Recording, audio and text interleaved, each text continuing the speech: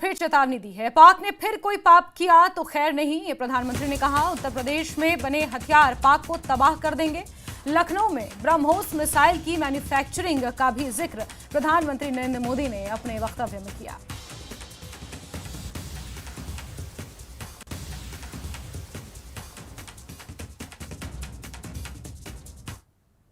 UP के सांसद के नाते मुझे खुशी है कि वो ब्रह्मोस मिसाइलें हमारे यूपी में भी बनेगी।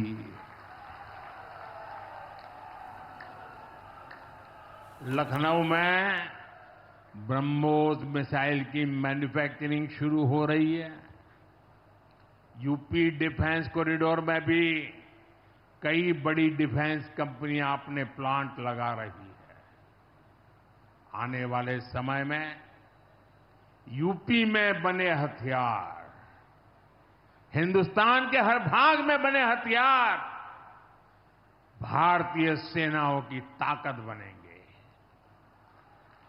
मुझे साथियों बताइए, जब ये आत्मनिर्भर सैन्य शक्ति की बात सुनते हैं, आपको गर्व होता है कि नहीं होता है?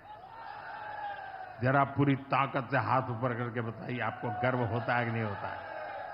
गर्व होता है कि नहीं होता है?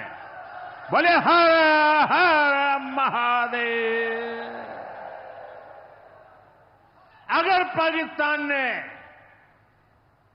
फिर कोई पाप किया तो यूपी में बनी मिसाइलें आतंकियों को तबाह कर